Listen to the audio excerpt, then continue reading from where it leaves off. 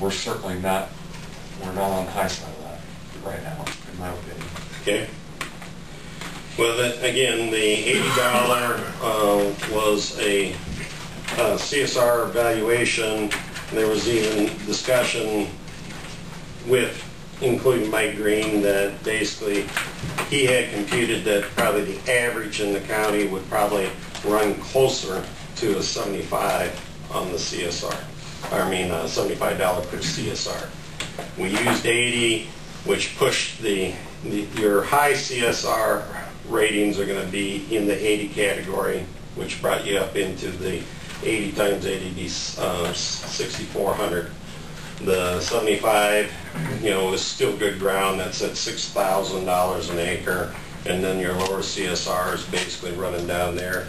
I think the lowest CSR was a 53 average. Do you think that's in the 52. ballpark, Colin? Mm-hmm. Yeah. I know the farm you're speaking of, and there are other things that affect that. Kenny Wallace lived across the road. He had a 40 to swap. You look at some sales over by Nemaha that have titling issues with what they bring, and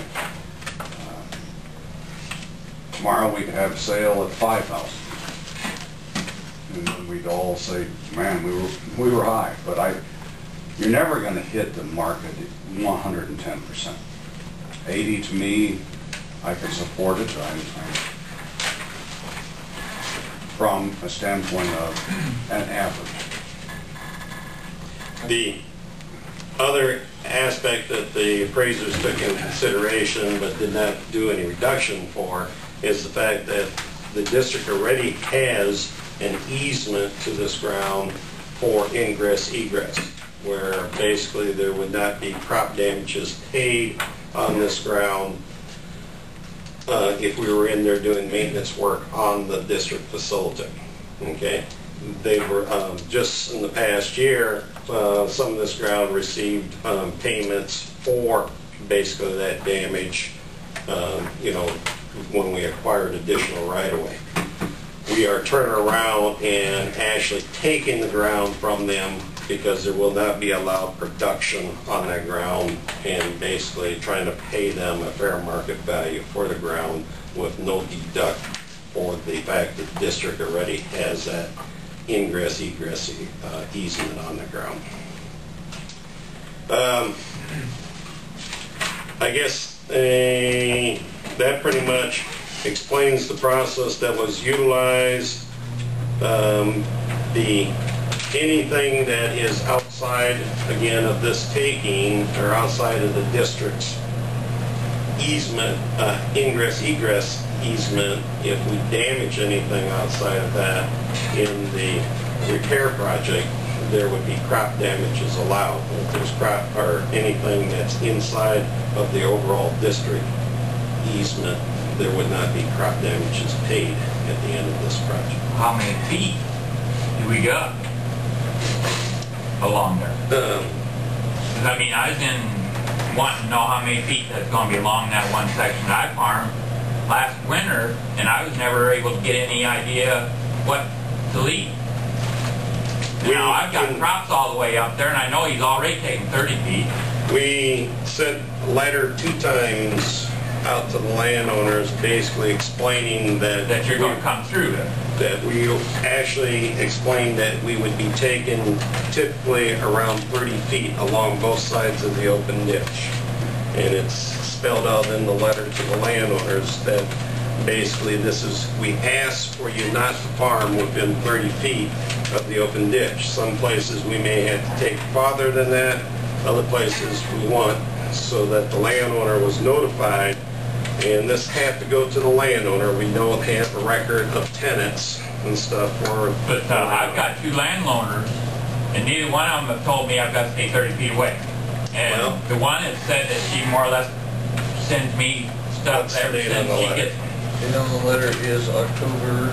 It was sent in October 8th, and then again we resent it this spring. That's the last one I can find. No, March. That's Okay, but at that same time, we would have sent, the letter was again sent in Yeah. March Yeah, of this year. the March letter does not say 30 feet that we got to stay away from. That I can see.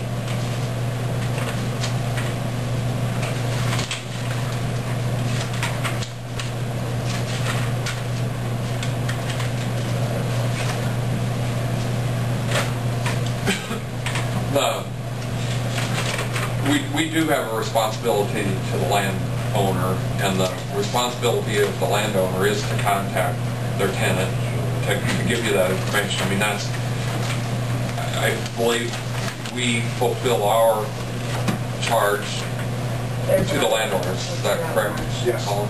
Yeah. And the the communication has to then be their responsibility to the tenants. Thank you. To explain what they've received. This is dated March 28th of 2008, and on the second page it does say, and it's underlined even, please do not plant within 30 feet of the ditch where the contractor will need at least this amount of room to spread the soil for the excavation, and you will not be paid crop damages within this area.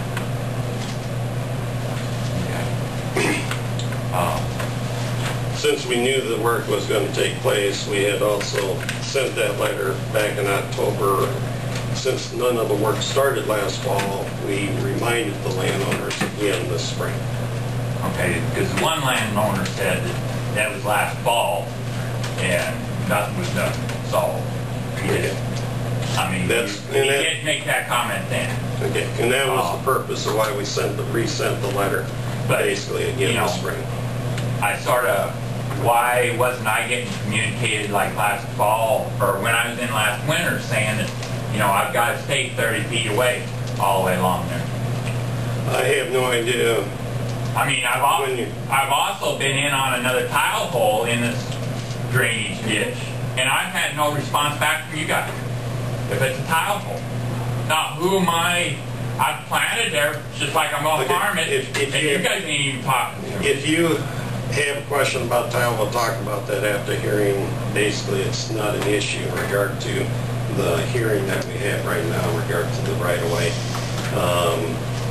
Any of the reported tile repairs and stuff basically go to the district watchman, and basically those are reviewed, and work orders and stuff are prepared and go to the board for review and stuff. So well, I mean, there's the chain of command, and that's what I'm sort of showing here. It's very clear that the landowners were notified, and they were notified twice in the process in regard to what was going on. Basically, the appraiser's recommendation in this is to basically pay at the $80 per CSR valuation on the ground, with a total dollar amount per parcel computed on the table that's attached in the report. Each landowner is listed with the section, township, and range, and the dollar amount then that is recommended for payment for the acquiring of the ground. I guess at this time I'd open up to the board for any additional questions. What about your drainage ditching labeled right? In what regard? Because there's one section's on the main ditch, and you've got it in the lateral V. I contacted Ronnie about that after you were in last week. I called Brian and we talked about that. It is correct in the appraiser's report. The notice that was sent out, for some reason it got swapped to the next page, so it put it at the end. I verified with Brian that all the numbers are correct, the descriptions are correct. Everything in that line is correct. It just needs to be moved up on the page, and I did call Bonnie and explain that to her.